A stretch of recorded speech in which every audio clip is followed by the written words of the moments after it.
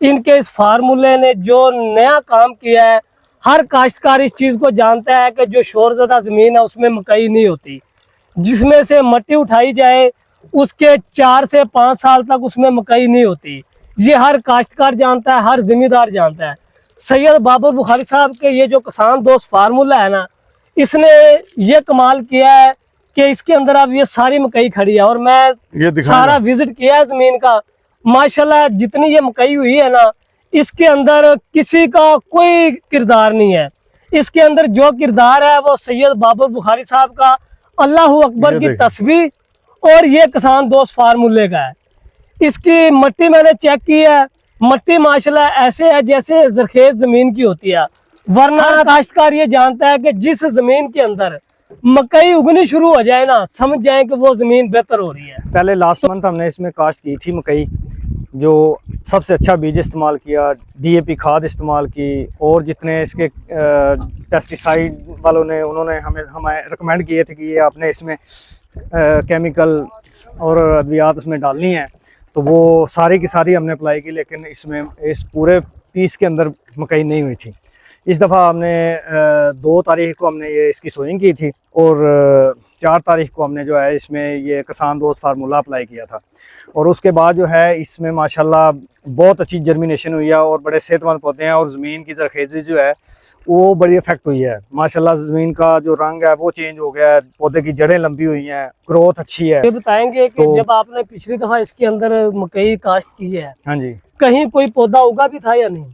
था, कोई पौधा कहीं पे था जिसको, और वो भी थोड़े टाइम के लिए, थोड़े टाइम के लिए, और बाद फिर वो डेड हो गया। डेड हो गया। हाँ जी। आज ये जो पौधों की तादाद है, ये एक आप ये कह लें ये तसल्ली दे रही है। रकबे है ना, हाँ जी, वो तसल्ली उस दे रही लेवल की ये इसकी जर्मिनेशन हुई है। कोई भी आप देख लें खेल खाली नहीं है, बिल्कुल ऐसे। और अभी भी मकई निकल रही है, कहीं कहीं आपने हाँ दिखाया है कि ये मकई निकल रही है। बिल्कुल ऐसे, जैसे जैसे वो फार्मूला उसके ऊपर असर कर रहा है, जमीन के नीचे जा रहा है, तो वो जमीन को ज्यादा खेज कर रहा है और नरम कर रहा है, जिससे वो पौधे की जड़ें जो है वो ज्यादा से ज्यादा बन रही हैं और वो पौधा खुश हो। और दूसरी चीज मैं आपको दिखाऊं, ये देखें जो राना साहब आप दिखाएं, ये देखें, पौधा निकाल के कोई दिखाएं आप जरा, उसके रूट से दिखाएं जरा, फिर दोबारा लगा दीजिएगा।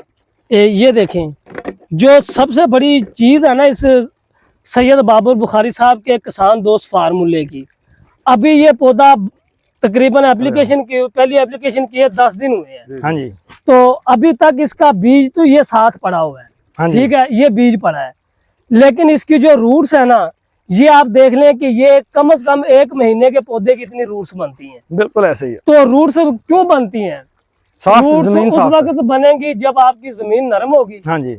आपकी जमीन आगे जड़ को रास्ता देगी, फिर जाके ये बनेगी। और मजेदारी की चीज जो इनके फार्मूले से मैं आपको बताऊं, ये जो इस तरह की जड़ें होती है ना, ये जो जड़ें हैं, हाँ जी, असल ये हमारे तने को बढ़ाती हैं। ये जो जड़ें खुराक इन्हीं से लेती है, ये इन्हीं से तना खुराक लेता है। जितनी ज्यादा ये जड़ें बनेगी उतना तना खुराक लेगा। और राना साहब आप देखें, जड़ के आगे फिर जड़ निकल रही है जी, ये देखें, गुच्छा बना रही है सर, गुच्छा बना। ये जड़ आई जी, ये जड़ यहाँ से चली, इस जड़ को जमीन रास्ता दे रही है, तो ये जड़ चल रही है ऐसे ही। वरना अगर आपकी पहले की तरह, जैसे आप कह रहे हैं कि मकई हमारी उगी थी लेकिन वो जल गई थी, हाँ जी, वो इसलिए जल गई थी कि आपकी जमीन नरम नहीं थी, जमीन आगे जड़ को जगह ही नहीं दे रही थी। ऐसे ही। तो जब जमीन जड़ को जगह नहीं देगी, पौधा नहीं बचेगा। बिल्कुल ऐसे ही। ये देखें अभी तक उसी तरह तंदुरुस्त है। और दूसरी चीज कि ये जो पौधे की रंगत है ना, हाँ जी, ये रंगत आपकी जो है, ये आपको पौधों को आखिरी दम तक रखेगी, बशर्ते ये कि आप अल्लाह अकबर की तस्बीह करते रहेंगे। हाँ जी, कि ये जो जमीन है ना आपकी,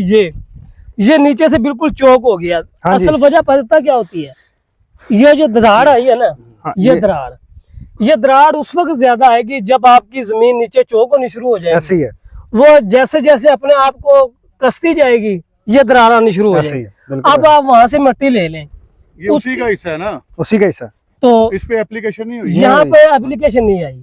ये देख रहे हैं आप, हाँ जी, इसको आप तोड़ेंगे ना तो ये ऐसे लड्डू बनता जा रहा है, ठीक है। ये ढेला है, हाँ जी, जब एक ढेला होगा ना, इसके इधर पौधा आ गया, हाँ जी, यहाँ पे पौधा उग गया है ना, हाँ जी, नीचे ये चौक है जमीन, आप जो मर्जी इस पे डालें ये चलेगा। अब राणा साहब उधर से ढेला पकड़ लें। और ये देखें, अब ये यहाँ पे ये फार्मूलेशन वाला है, यहाँ तक आई है फार्मूलेशन, इसके ऊपर आपकी फार्मूलेशन नहीं आई। यहाँ तक आपकी फार्मुलेशन वाला पानी आया, यही है ना। हाँ जी,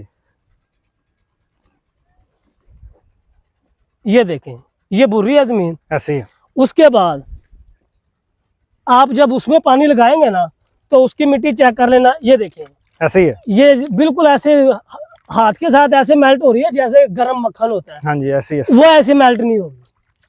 उसको आप चेक कर लेना। उसमें ये जो आपका यहाँ तो सारा दिन पानी रहता है, हाँ जी, ये देखें, इधर आए, इसके अंदर उंगली भी नहीं जा रही,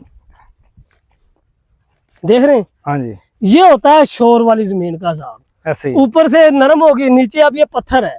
हालांकि इसमें तो 8 दिन बाद पानी, 5 दिन बाद पानी आ गुजरता जाता है, आ जाता है ऐसे ही। क्योंकि ये तो आपका पानी वाला नाला है ना, बिल्कुल बिल्कुल इसको तो नरम होना चाहिए। बिल्कुल ऐसे ही। बताएंगे सरवर साहब, ए दसो ਤੁਸੀਂ ਜਿਹੜੀ ਇਹ ਪਹਿਲੀ ਐਪਲੀਕੇਸ਼ਨ ਕੀਤੀ ਹੈ, ਅੱਜ ਤੁਸੀਂ ਇਹ ਦੂਸਰੀ ਕਰਨ ਲੱਗੇ ਹੋ, ਇਹਦੇ ਵਿੱਚ ਤੇ ਜਿਹੜੀ ਦੂਸਰੀ ਉਹਦੇ ਕੀ ਫਰਕ ਮਹਿਸੂਸ ਕਰ ਰਹੇ ਹੋ? ਇਹਦੀ ਇੱਕ ਤੇ ਕਲਰ ਬਹੁਤ ਸ਼ਾਈਨ ਹੈ ਇਸ ਦਾ ਨਾ, ਜੀ ਗ੍ਰੀਨ ਕਲਰ ਹੈ, ਔਰ ਦੂਸਰਾ ਇਹਦੀ ਟਿਲਰਿੰਗ ਬਹੁਤ ਹੈ।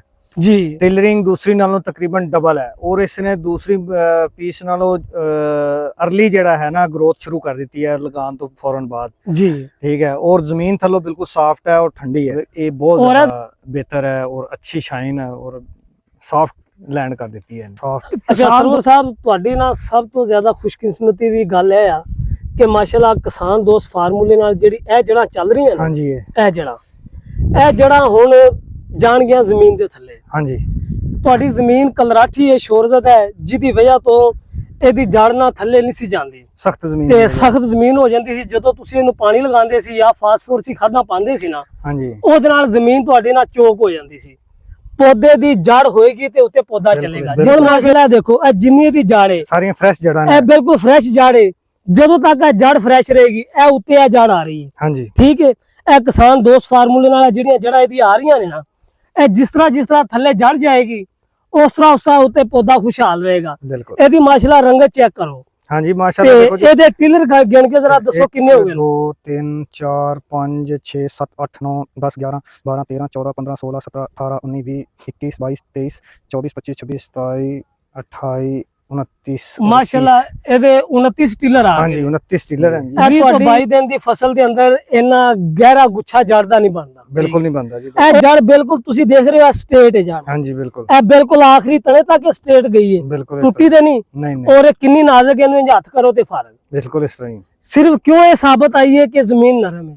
दूसरा दसो कि जमीन का टैंपरेचर जी थले मिट्टी है जमीन की, वो ਤੁਹਾਡੇ पैर ਨੂੰ ठंडी महसूस हो रही है, गर्म। हाँ, जमीन ठंडी है उत्ते, जमीन ठंडी है, पानी बल्कि उत्ते गर्म है।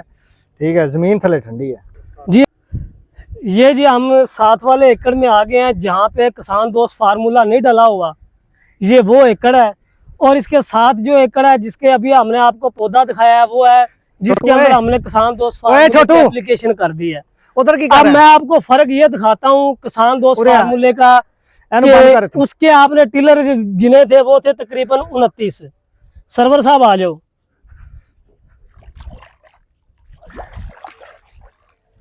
लो जी सरवर साहब, वो कितने टिलर सन? 29। 29। इसके टिलर बताएं और इसकी जड़ बताएं कितनी है? 1 2 3 टिलर हैं और जड़ भी कोई नहीं।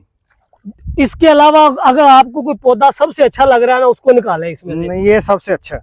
इधर से कोई और देख लें। नहीं नहीं, यही अच्छा है, सबसे अच्छा। अब आपको, मुझे ये सबसे अच्छा पौधा लगा आपका इस एरिए का। अब इसकी मैं सबसे जो मेन चीज है ना, जो किसान दोस्त फार्मूले से हमें काश्तकारों को रिजल्ट मिलता है, वो ये है। ये देखें, 1 स्टेप, 2 स्टेप, 3 स्टेप और ये है 4था स्टेप।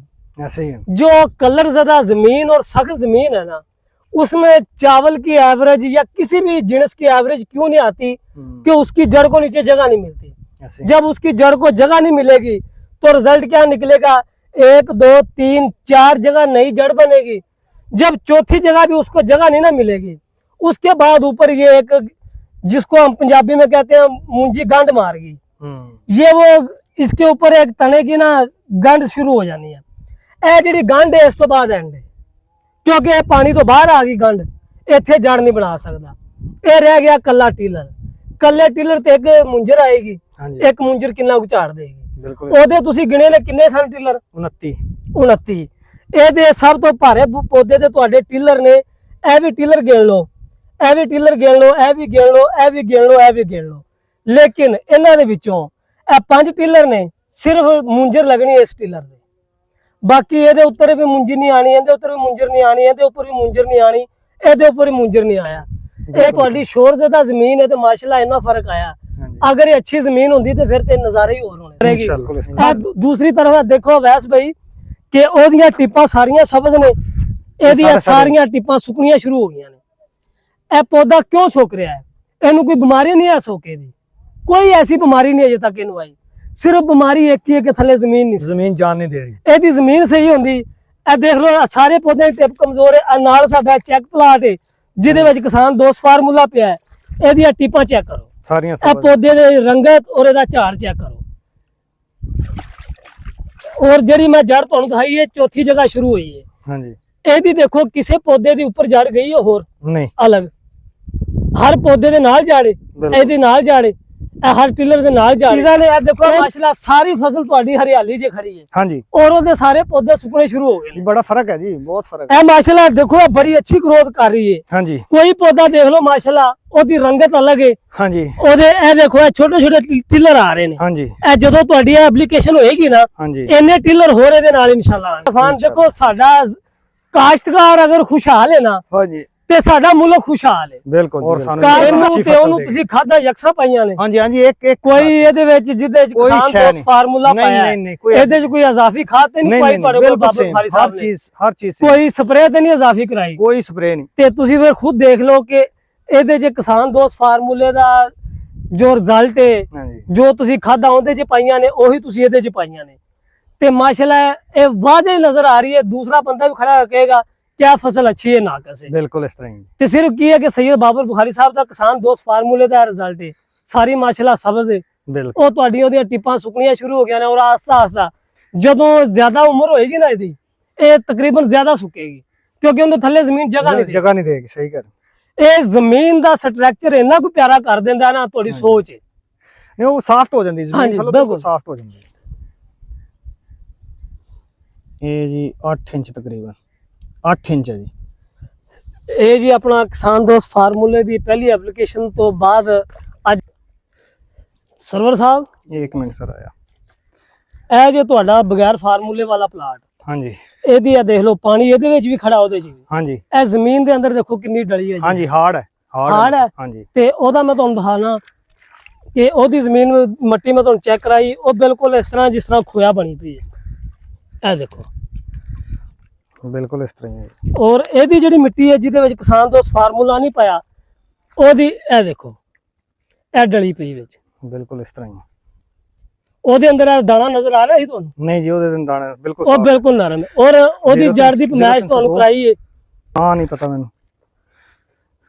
ਇਹ ਅਸਲ ਇਹਦੀ ਇਹ ਜੜ ਜੇ ਉਥੋਂ ਉਹ ਜੜ ਖਤਮ ਹੋ ਗਈ। ਇਹ ਦੇਖੋ ਹਾਂਜੀ ਜਿਹੜੀ ਗੱਲ ਮੈਂ ਤੁਹਾਨੂੰ ਦੱਸੀ ਸੀ ਕਿ ਇੱਥੋਂ ਪੌਦਾ ਸੁੱਕ ਗਿਆ, ਜੜ ਨੂੰ ਜਗ੍ਹਾ ਨਹੀਂ ਮਿਲੀ, ਅੱਗੇ ਉਹਨੇ ਜੜ ਟੋਕ ਲਈ। ਉਸ ਤੋਂ ਬਾਅਦ ਇਹ ਇੱਥੋਂ ਜੜ ਖਤਮ ਹੋ ਗਈ, ਤੁਹਾਡੀ ਮਰ ਗਈ। ਹਾਂਜੀ ਇਹ ਅਸਲ ਪਹਿਲੀ ਜੜ ਸੀ ਜਿਹੜੀ ਹਾਂਜੀ ਤੁਸੀਂ ਜਿਹੜੀ ਉਹ ਪਨੀਰੀ ਲਗਾਈ ਹੈ। ਪਨੀਰੀ ਲਗਾਈ ਹੈ ਇਹ ਇਹਦੀ ਹੁਣ ਪਨਾਸ਼ ਕਰਨਾ। 4 ਇੰਚ।